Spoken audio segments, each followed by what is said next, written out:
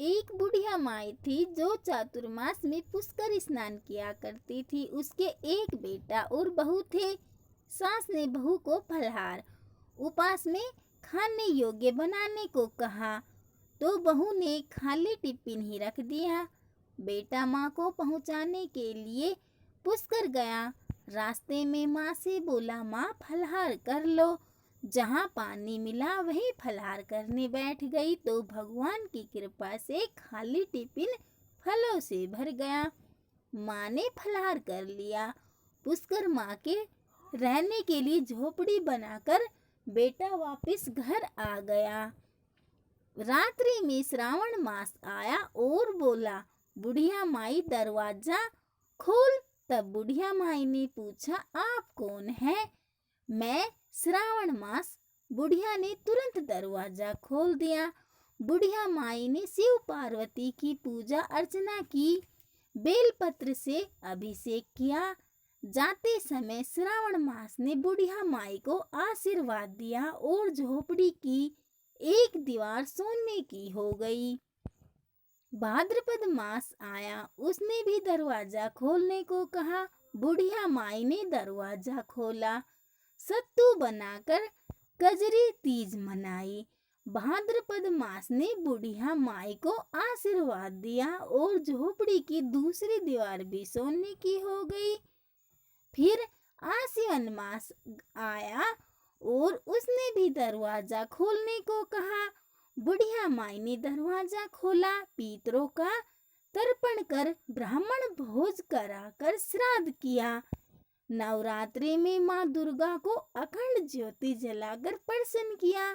सत्य की विजय दिवस के रूप में बुराई का अंत की खुशी में दशहरा मनाया। आश्विन मास ने जाते समय प्रसन्न होकर तीसरी दीवार भी बहुमूल्य रत्नों से जड़ित कर दी और बुढ़िया माई को सदैव प्रसन्न रहने का आशीर्वाद दिया। इन सब के बाद कार्तिक मास आया, उसने भी दरवाजा खोलने को कहा।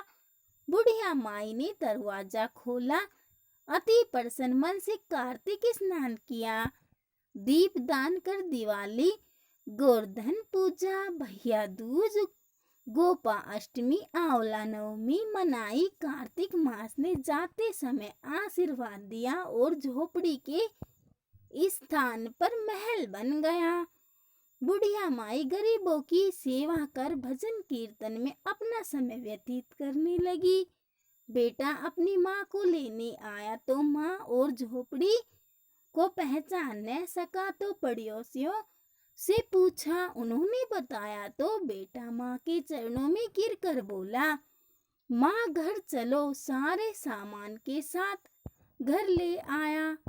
सासू माँ के ठाठ देखकर बहू के मन में लालच आ गया और उसने अपनी माँ को भी पुष्कर छोड़कर आने को कहा तो उसका पति अपनी सास को भी पुष्कर छोड़ आया। परंतु बहू की माँ की धर्म कर्म में बिल्कुल रुचि नहीं थी। वह 4 समय भोजन करती और दिन भर सोती। 4 मास आए और चले गए। जाते समय झोपड़ी गिर गई और बहू की माँ गधी की योनि में चली गई। क्योंकि औरत लक्ष्मी का रूप है और लक्ष्मी की तरह चंचल होना चाहिए। भगवान की पूजा और अतिथि का सम्मान और दान पुण्य करना चाहिए। बहू ने कहा, अब माँ को ले आओ। जब जवाई सास को लेने गया तो कहीं न मिली। लोगों से पूछने पर लोगों ने बताया कि तेरी सास धर्म कर्म कुछ न करती थी, खाती थी और सोती थी, जिससे वह गधी योनि में चली गई। जवाई गधी योनि यानी सास को बांधकर घर ले आया। उसकी पत्नी ने पूछा, मेरी माँ कहाँ है? तब पति ने कहा, तेरे लालच की वजह से तेरी माँ गधी योनि में आ गई। बड़े बड़े विद्वानों, ब्राह्मण, ऋषि, मुनियों से पूछने पर उन्होंने बताया कि तेरी सास के स्नान किए पानी से स्नान करने पर उसे मनुष्य योनि मिलेगी। तब बहू ने ऐसा ही किया और उसकी माँ पुनः मनुष्य योनि में आ गई। हे राधा दामोदर, भगवान जैसा बुढ़िया माई को दिया वैसा सबको देना। कहता ने सुनता ने, हुकारा भरता ने, म्हारा सारा परिवार ने।